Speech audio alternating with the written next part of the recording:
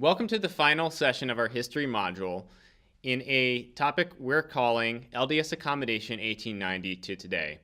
We'll also include some closing remarks about philosophy of history when we're dealing with Mormons. Now, you may be thinking that 1890 to the present day is a pretty large swath of time, and it absolutely is. And there's one central idea that we want to use to contextualize this entire period of history, and it's the idea of accommodation.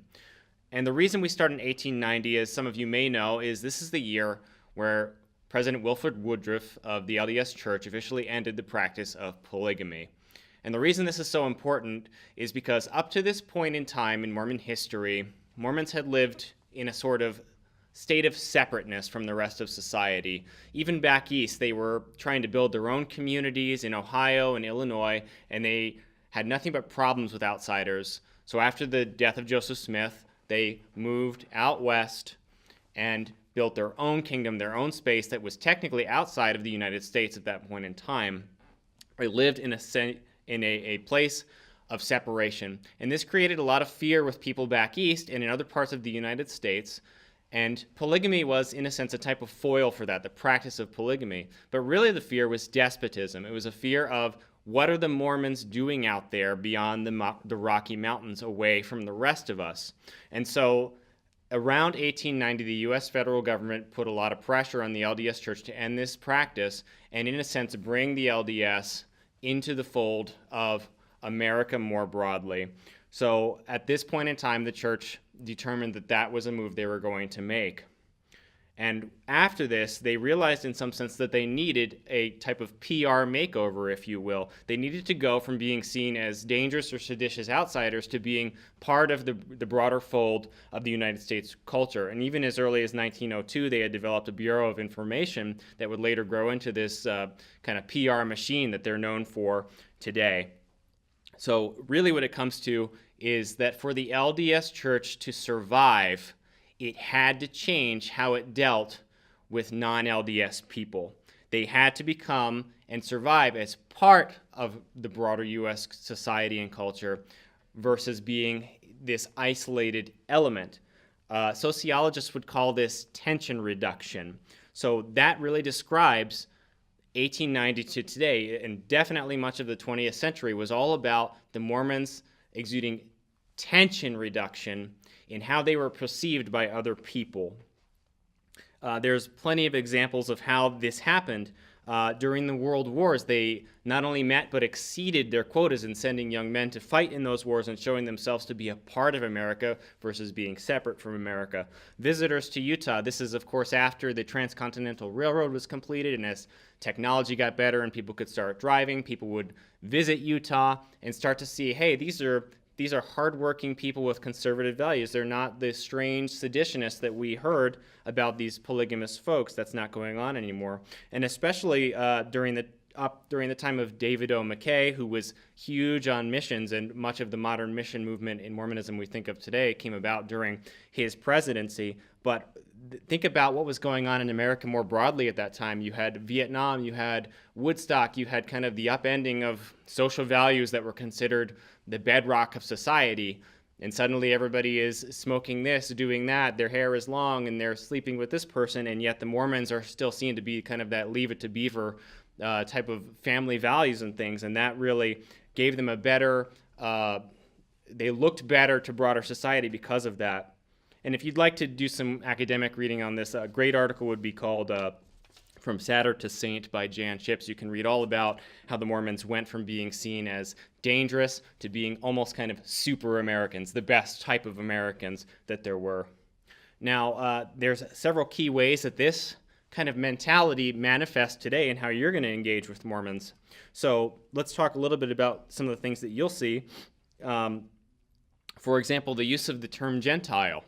This was a term that Mormons used to use to refer to outsiders, and that's certainly seeing themselves as a type of Israel, as a restoration, as we talked about in our very first section, and those who are not us are Gentiles. This term has largely gone away. Speaking of Judaism, Mormons used to teach that when a person converted to Mormonism, and even this goes back to Joseph Smith himself, that your blood would change. You would actually receive Hebrew blood when you converted to Mormonism. And over time, this doctrine went from a literal perspective to a figurative perspective to today, where you will rarely, if ever, even hear that doctrine spoken of. The focus on general resurrection is a big one. During the early days of Mormonism, it was said if you don't become a Mormon, you're going to be destroyed. Nowadays, there's this kind of general belief that, look, everybody is going to make it to some level of heaven because we're all going to get the chance to hear the gospel after we die, so who's not going to accept that? So doing away with this doctrine of hell to some extent, which has become so unpopular. They're doing this to reduce tension.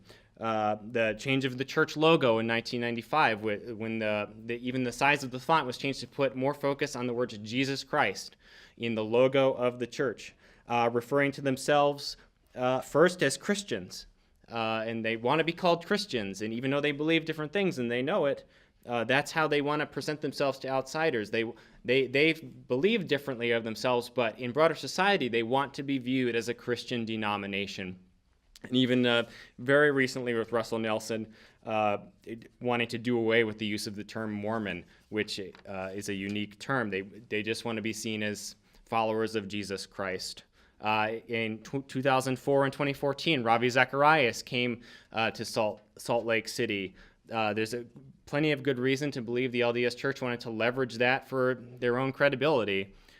So when they're talking to traditional Christians, the message has really changed. It's changed from turn or burn to you have some good things, we have more to offer you. That's a pretty substantial change in how they are dealing with outsiders and perceiving themselves. And as if you want to put it in a simple phrase, one of our esteemed pastors here in the region for a long time has said that they view us as junior varsity Christians and themselves as varsity Christians. So here are some takeaways for this session. First, recognize how hard Mormonism has worked to positively change its perception. They see themselves in light of this 1890 shift. They don't see themselves in light of the pioneer days of being seditious and separate. They see themselves in light of wanting to be a part of broader society and having something to offer it. This is often why standard apologetical or counter-cult tactics don't yield immediate fruit. Now, sometimes in long term they do, but when you're dealing with people who want to be seen as part rather than as separate, it doesn't usually work in your favor to other them. The LDS have become easier to offend. They more easily feel persecuted because they have worked so hard to accommodate themselves to everyone else. So now that we've talked about this, let's just make a couple of final closing remarks on how to use history when you're engaging with your LDS friends and neighbors here in the region. First of all, understand that when it comes to history, Mormons are very well aware of their sacred narrative, the official story of their church. They're often not aware of an historian's perspective or an outsider's perspective, or what they would call an anti-Mormon perspective. So you need to be aware of that in deciding how you speak about history with them if your conversation turns there. Recognize especially that they are extremely sensitive about Joseph Smith, and you need to exercise a lot of caution in choosing how to engage in conversations about Joseph, because he's seen as kind of the prototypical sufferer on behalf of the restored gospel that they're claiming to proclaim. So you need to understand that Mormon history is a huge part of their cultural narrative. It is, in a way, it's a sea to be navigated, and that sea provides a lot of unique challenges, but it also provides a lot of unique opportunities. And if you're living and working here in Utah doing ministry, the key is to learn how to navigate that sea. So thank you so much for your time, for learning about Mormon history, and we hope that this has been helpful for you and will be helpful for your ministry and conversations with Mormon friends and neighbors.